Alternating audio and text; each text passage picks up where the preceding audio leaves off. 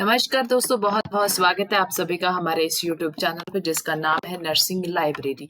तो आज के लेक्चर में हम लोग करने वाले हैं एंडोक्राइन का एक डिसऑर्डर जिसे हम कहते हैं एडिसन डिजीज, जो एड्रीनल ग्लैंड का एक डिसऑर्डर है। तो आज पढ़ते हैं इसके बारे में एडिसन डिजीज होती क्या है। एडिसन डिजीज वो कंडीशन है जब जो हमारा एड्रीनल ग्लैंड है, एड्रीनल ग्लैंड मींस जो हमारी किडनीज होती हैं उसके दोनों किडनी के ऊपर ये लोकेट होता है बोथ साइड, जिसे हम एड्रीनल ग्लैंड कहते हैं। जो एड्रीनल ग्लैंड है वो एड्रीनल हार्मोन्स रिलीज करता है हमारी बॉडी में फ्लूइड और इलेक्ट्रोलाइट जो है उसके बैलेंस को बना के रखने के लिए। तो जब एड्रीनल ग्लैंड की जो प्रोडक्शन है वो डिक्रीज हो जाती है, उसकी हाइपोसेक्रेशंस हो जाती हैं, तो उस कंडीशन को हम लोग कहते हैं एडिसन डिजीज। तो हाइपोसेक्रेशंस में कौन कौन से जो हार्मोन्स होंगे जिनका लेवल जो है डिक्रीज हो जाएगा, जिनके प्रोडक्शन डिक्रीज हो जाएगी, that are the glucocorticoids and mineralocorticoids. तो ये दो ऐसे हार्मोन्स हैं जिनका प्रोडक्शन जब डिक्रीज हो जाता है ब्लड सर्कुलेशन में हमारी बॉडी में, तो उस कंडीशन को हम लोग कहते हैं एडिसन डिजीज। तो बात करते हैं यहाँ पे एड्रीनल ग्लैंड की, थोड़ा सा इसके बारे में भी पढ़ लेते हैं कि एड्रीनल ग्लैंड जो है उसके कौन कौन से पार्ट होते हैं और वो कौन कौन से हार्मोन्स को रिलीज करता है। तो जो एड्रीनल ग्लैंड होता है वो हमारे किडनी के दोनों साइड, उसके ऊपर वाली साइड पे लोकेट होता है, दोनों साइड।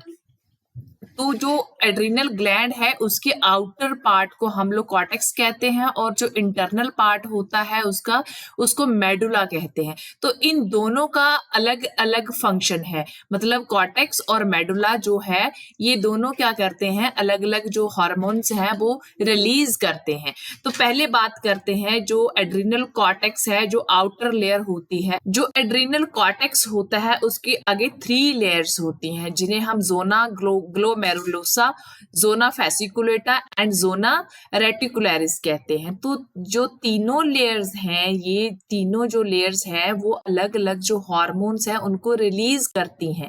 तो पहली की बात करें अगर हम लोग, जोना ग्लोमेरुलोसा जो कॉर्टेक्स की आउटर लेयर है वो क्या रिलीज करती है, मिनरलोकॉर्टिकॉइड्स को रिलीज करती है, जो हमारी बॉडी में सॉल्ट और ब्लड के वॉल्यूम को रेगुलेट करती है। सॉल्ट और ब्लड वॉल्यूम का जो लेवल है उसको मेंटेन करके रखती है। किसको रिलीज करेगी, मिनरलोकॉर्टिकॉइड्स को रिलीज करेगी। कौन, आउटर लेयर जो होती है एड्रीनल ग्लैंड की जिसे हम कॉर्टेक्स कहते हैं, और उसकी फर्स्ट लेयर जो होती है वो होती है जोना ग्लोमेरुलोसा। सेकेंड लेयर की बात करते हैं, जो एड्रीनल का कॉर्टेक्स पार्ट है उसकी सेकेंड लेयर और मिडल लेयर जो होती है जिसे हम जोना फैसिकुलेटा कहते हैं। इसने क्या करना है, इसने कौन सा ग्लूकोकॉर्टिकॉइड्स जो है हार्मोन्स को रिलीज करना होता है, जिसने हमारी बॉडी में ग्लूकोज के मेटाबॉलिज्म को मेंटेन करके रखना है, रेगुलेट करके रखना होता है। तो आगे बात करते हैं थर्ड लेयर की, कॉर्टेक्स के थर्ड लेयर की, जो मोस्ट इंटरनल लेयर होगी कॉर्टेक्स की, जिसे हम कहते हैं जोना रेटिकुलरिस। इस लेयर ने क्या करना होता है, जो हमारी बॉडी में सेक्स हार्मोन्स होते हैं उसको रिलीज करना होता है, उनकी प्रोडक्शन करनी होती है, जिसे हम एंड्रोजन भी कहते हैं। जो मेल होगा उसमें एज लाइक टेस्टोस्टेरोन जो होंगे हार्मोन उसको रिलीज करेगा, और फीमेल जो होगी उसमें जैसे ईस्ट्रोजन, प्रोजेस्टेरोन, ये वाले हार्मोन्स जो है उनका प्रोडक्शन करेगा। कौन, जोना रेटिकुलरिस, जो कि कॉर्टेक्स की मोस्ट इंटरनल लेयर है। तो ये बात तो थी कॉर्टेक्स के बारे में। जो अब हमारा एड्रीनल ग्लैंड है उसके 2 पार्ट बताए थे मैंने, एक था कॉर्टेक्स और जो जो अंदर वाला पार्ट है उसे हम कहते हैं मेडुला। तो अब बात करते हैं मेडुला की। जो मेडुला है इसने क्या करना है, स्ट्रेस हार्मोन जो है उनको रिलीज करना है, जो हमें फाइट एंड फ्लाइट वाली कंडीशन में बहुत ज्यादा हेल्पफुल होते हैं। जब भी कोई एंजाइटी की, टेंशन की, कोई भी ऐसी टेंशन वाली या स्ट्रेसफुल कंडीशन आ जाती है तो हमारा जो मेडुला है वो स्ट्रेस हार्मोन्स रिलीज करता है, एज लाइक एपिनेफ्रिन और नॉर एपिनेफ्रिन। ये लार्ज अमाउंट में सिक्रीट करता है दोनों हार्मोन्स को, लिटिल बिट अमाउंट में जो डोपामिन है उसको भी रिलीज करता है।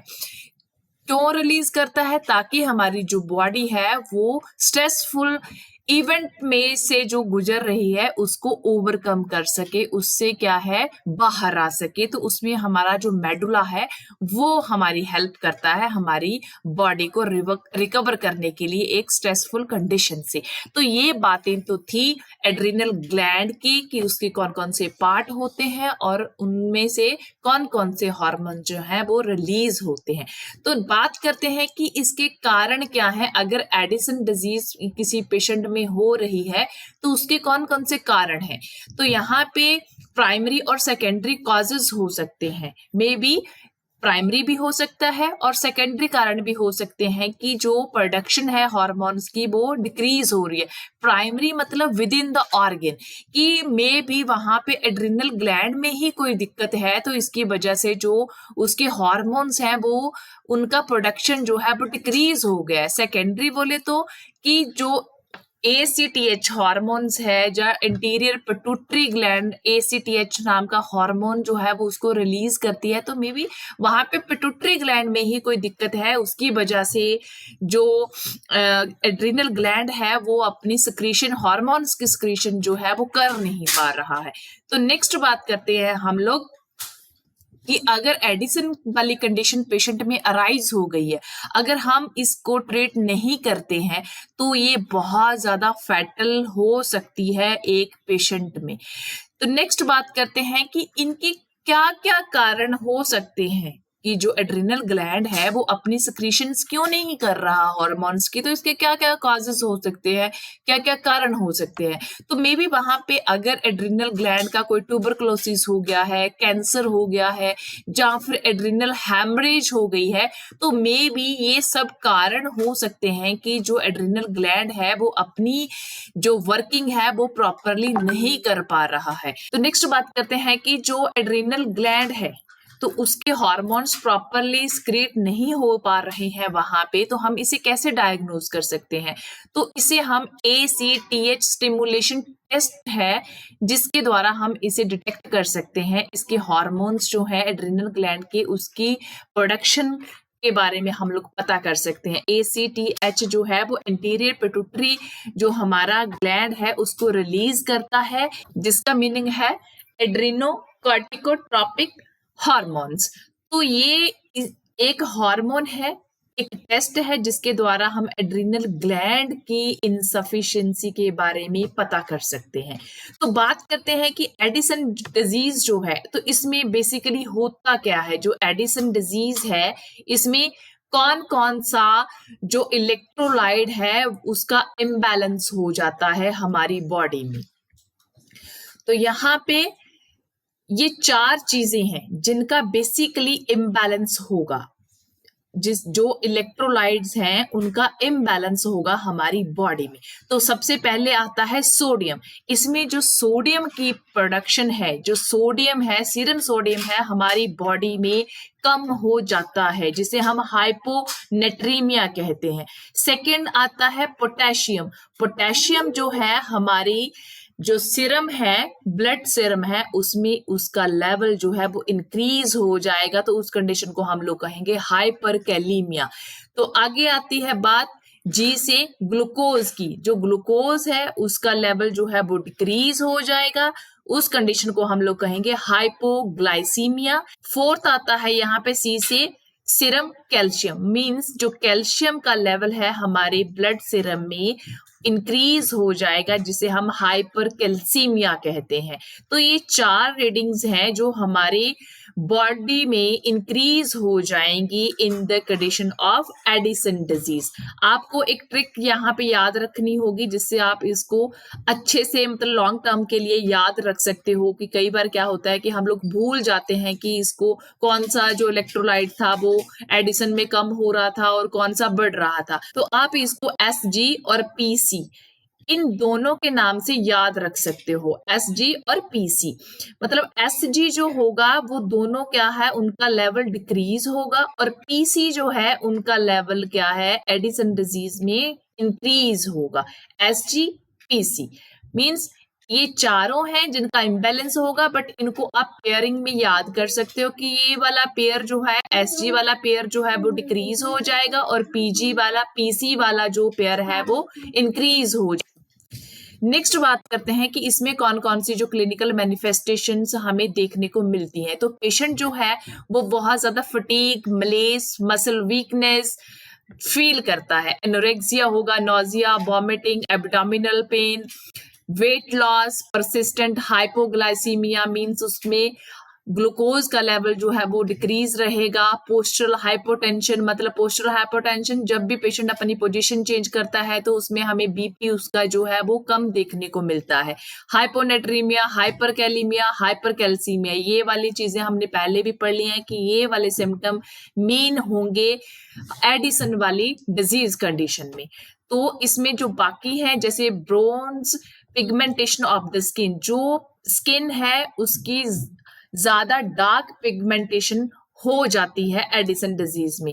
तो जो बाकी चीजें आती हैं, अगर मेडुला वाले भी जो हार्मोन्स हैं वो डिक्रीज हो रहे हैं, मेडुला भी क्या कर रहा था यहाँ पे अपनी सिक्रीशंस कम कर रहा है, तो उसने बेसिकली जो फाइट एंड फ्लाइट वाले हार्मोन्स हमारी बॉडी में रिलीज करने थे, जिससे हमें स्ट्रेस से कोप अप करने का एक तरीका मिल रहा था, जिससे हम स्ट्रेस से कोप अप कर सकते थे, बट मेडुला वहां पे स्ट्रेस हार्मोन रिलीज ही नहीं कर पा रहा, तो हम वहां पे स्ट्रेस के साथ भी जो डीलिंग है उसको अच्छे से नहीं कर सकते, स्ट्रेस हम पे हावी हो जाएगा, पेशेंट जो है वो डिप्रेशन में जाने के उसके मोस्ट ऑफ चांसेस हो जाते हैं यहाँ पे।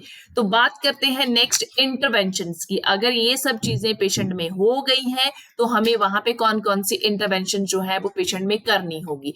तो सबसे पहले बात आती है, पहले हमने वाइटल साइंस मॉनिटर करने हैं पेशेंट के, उसका blood pressure, weight, intake, output, ये सब चीजें हमने क्लोजली मॉनिटर करनी है, क्योंकि बेसिकली जो उसका इलेक्ट्रोलाइट इम्बैलेंस हो रहा है, इलेक्ट्रोलाइट इम्बैलेंस हो रहा है, दैट मीन्स कि उसको डिहाइड्रेशन भी वहां पे देखने को मिलेगी। डिहाइड्रेशन देखने को मिलेगी तो वेट लूज भी देखने को मिलेगा, तो वेट लूज देखने को मिलेगा तो इट मीन्स कि उसकी बॉडी में सब चीजें जो हमने यहाँ पे पढ़ी, फटीग, मलेज, वीकनेस, तो देखने को मिलेगी ही मिलेगी। इस करके हम लोगों ने उसको क्लोजली मॉनिटर करना है उसकी वाइटल साइंस के लिए और सब ये वेट लॉस और इनटेक आउटपुट के लिए। नेक्स्ट आता है monitor white blood cells count, कि हमने WBC को काउंट करना है, उसका मॉनिटर करते रहना है रेगुलर बेसिस पे, ब्लड ग्लूकोज को देखना है, potassium, sodium and calcium level को।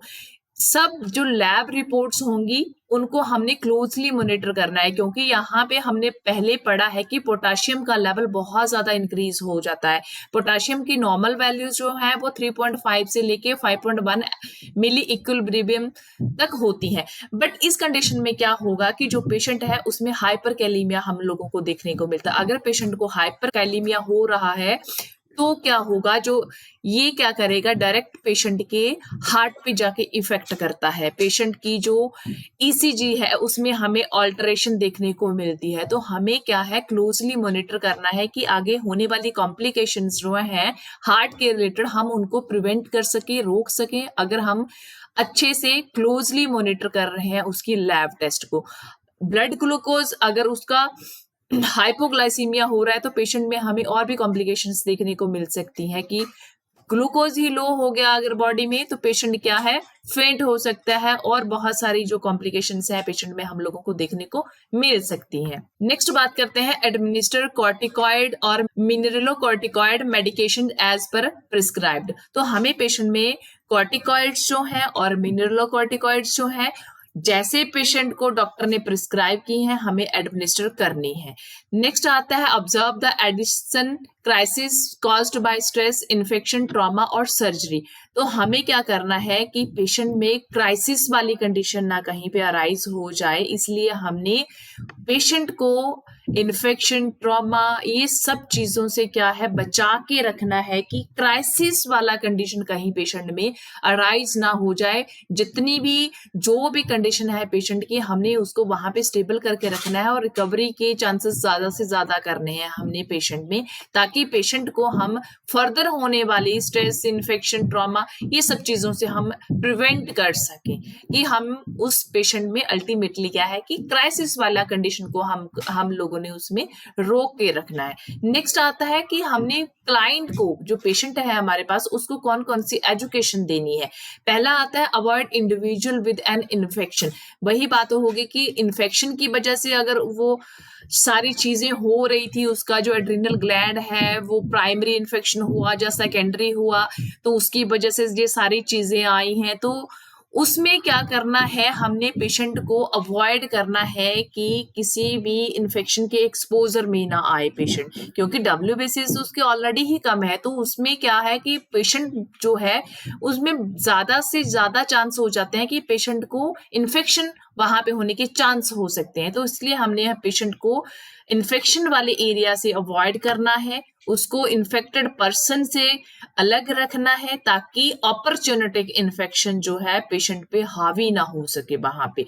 नेक्स्ट आता है डाइट। तो पेशेंट को हम लोगों ने यहाँ पे ध्यान रखना है। तो हमें पता है कि पेशेंट जो है उसमें सोडियम जो है वो डिक्रीज हो रहा था इस कंडीशन में, और पोटाशियम इंक्रीज हो रहा था। तो हमें यहाँ पे ध्यान रखना है कि पेशेंट को नॉर्मल सोडियम इंटेक देना है, ना कि हाई अमाउंट सोडियम नहीं देना पेशेंट को। नॉर्मल अमाउंट में ही, जो नॉर्मल डेली जो पेशेंट पहले सोडियम इंटेक कर रहा था वही देना है, उसको हाई अमाउंट में जो सोडियम है इंट्रोड्यूस नहीं करना हमने पेशेंट में। और क्या क्या करना है, हाई प्रोटीन और हाई कार्बोहाइड्रेट वाली डाइट देनी है, ताकि पेशेंट जो इतनी ज्यादा फटीग, वीकनेस फील कर रहा है, वो वाली चीजें हम लोग उसमें रिकवर कर सकें। नेक्स्ट आता है avoid Stearns exercise and stressful situations. वही बात आ गई कि पेशेंट में हमने जो हैवी एक्सरसाइजेस हैं, स्ट्रेसफुल कंडीशंस हैं, सिचुएशंस हैं, उनको अवॉइड करना है, क्योंकि पेशेंट में क्या है एडिसन वाली कंडीशन पैदा हो गई है वहां पे। उसके जो मेडुला है वो स्ट्रेस वाले हार्मोन्स रिलीज ही नहीं कर पा रहा, तो पेशेंट स्ट्रेसफुल कंडीशन के साथ इजीली कोप अप नहीं कर पाएगा, वो क्या है जल्दी ही स्ट्रेस ले जाएगा। इसलिए हमने उसको स्ट्रेसफुल वाली कंडीशन से दूर रखना है, अवॉइड करवाना है स्ट्रेसफुल वाली कंडीशंस को। नेक्स्ट आता है need for life long glucocorticoid therapy. तो हमने पेशेंट को एडवाइस करना है, उसको एजुकेट करना है कि आपको अब लाइफ लॉन्गली क्या करना पड़ेगा, जो ग्लूकोकोर्टिकॉइड थेरेपी है वो आपको लेनी पड़ेगी, क्योंकि इसमें क्या है पेशेंट की जो रिकवरी है वो बहुत कम होती है कि उसका जो एड्रिनल ग्लैंड है वो दोबारा से काम करना स्टार्ट कर दे। तो इसलिए हमने क्या करना है, पेशेंट को कहना है कि भाई अब तुझे पूरी जिंदगी ही क्या है जो ग्लूकोकॉर्टिकॉइड थेरेपी है वो लेनी पड़ेगी। नेक्स्ट आता है avoid over the counter medication. तो हमने यहाँ पे जो ओवर द काउंटर मेडिकेशन है उनको अवॉइड करना है, पेशेंट को जो डॉक्टर ने प्रिस्क्राइब की है वही मेडिसिन देनी है, उसके अलावा कोई भी मेडिसिन हमने एडमिनिस्टर नहीं करनी है पेशेंट में। नेक्स्ट आता है wear a medico alert bracelet. तो पेशेंट को हमने एजुकेट करना है कि आपको क्या करना है कि मेडिकल अलर्ट ब्रेसलेट हमेशा वेयर करके रखना है, ताकि कोई भी ऐसी इमरजेंसी वाली कंडीशन आए, आप बेहोश हो जाएं कहीं कभी भी रोड साइड या कहीं घर पे तो चलो पता ही होता है घर वालों को कि कौन सी कंडीशन है, कि अगर आप घर से आउटसाइड हो तो आपको ये बहुत ज्यादा हेल्पफुल रहेगा। जो आपका ब्रेसलेट होगा, आपको आपकी डिजीज कंडीशन के हिसाब से ही सबसे पहले आपके ट्रीटमेंट को प्रायोरिटी दी जाएगी। नेक्स्ट आता है sign and symptoms of complication such as under replacement and over replacement of hormones. तो हमने क्या करना है, पेशेंट को बताना है कि उसको बताना है कि कॉम्प्लिकेशंस कौन कौन सी हो सकती हैं, कि अगर जो आप हार्मोन्स रिप्लेसमेंट कर रहे हो उसका प्रॉपर रिप्लेसमेंट नहीं हो रहा, या आपने उसका ज्यादा डोज ले ली है या फिर कम डोज ले ली है, उसकी कौन कौन सी कॉम्प्लिकेशंस होती हैं। तो हमने उसके सारे साइन एंड सिम्टम्स जो हैं वो पेशेंट को बता के रखने हैं। तो आज के लेक्चर में इतना ही। अगर लेक्चर अच्छा लग रहा है तो प्लीज वीडियो को लाइक जरूर कीजिएगा। मिलते हैं नेक्स्ट वीडियो में और चैनल को सब्सक्राइब करना नहीं भूलिएगा। Thank you.